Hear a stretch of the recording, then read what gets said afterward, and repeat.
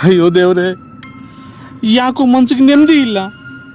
ಕಷ್ಟಪಟ್ಟು ದುಡಿತೀನಿ, ಮನೇಲಿ ಹೆಂಡತಿ ಮಕ್ಕಳು ಆರಾಮಾಗವ್ರೆ, ದುಡ್ಡು ಕಾಸು ಪರಿಸ್ಥಿತಿ ಎಲ್ಲನೂ ಓಕೆ, ಆದರೂ ನೆಮ್ಮದಿ ಇಲ್ಲ.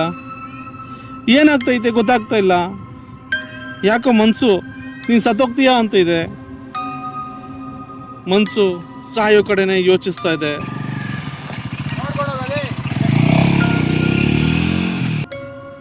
ಅಯ್ಯೋ ದೇವ್ರೇ, ಇದು ಮುನ್ನಡೆಯೋ ಮುನ್ಸೂಚನೆನಾ? ನಾನು ಭ್ರಮೇಲಿದ್ದೀನ? ಇದರಿಂದ ಮುಕ್ತಿ ಯಾವಾಗಪ್ಪ? ನಾನು ಯಾವುದಾದ್ರೂ ಆತ್ಮ ಹಿಂಬಾಲಿಸ್ತಿದ್ಯಾ? ನಾನು ಹೊರಗೆ ಬರಬೇಕು, ಆದಷ್ಟು ಬೇಗ ಹೊರಗೆ ಬರಬೇಕು.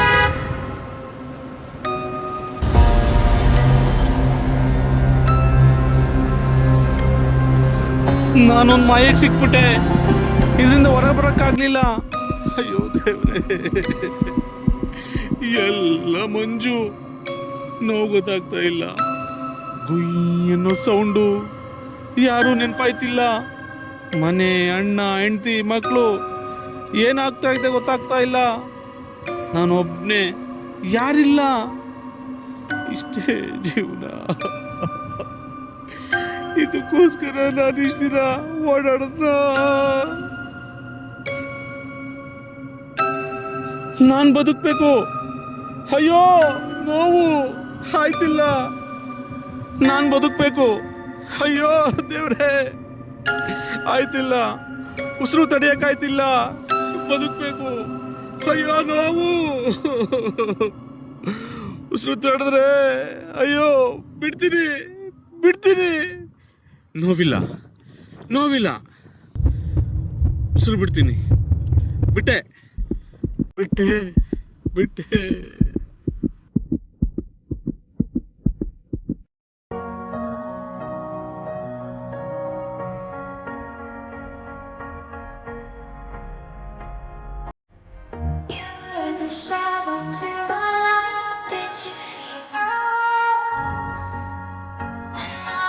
ಮನುಷ್ಯ ಹುಟ್ಟಾಗಿನಿಂದ ಸಾಯವರೆಗೆ ಒಂದಲ್ಲ ಒಂದು ಸಮಸ್ಯೆಯಿಂದ ಬಳಲ್ತಾ ಇರ್ತಾನೆ.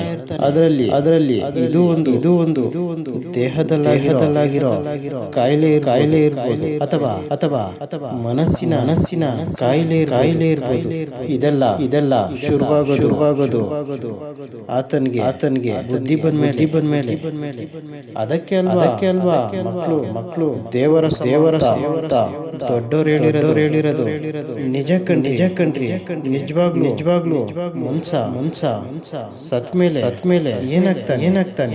ದೇವನ ಇಲ್ಲ ಇನ್ನೊಂದು ಆತ್ಮದಲ್ಲಿ ಸೇರ್ತಾನ ಮತ್ತೆ ಹುಡ್ತಾನ. ಇಲ್ಲ ಮಣ್ಣಲ್ಲಿ ಮಣ್ಣಾಗ ಹೋಗ್ತಾನ.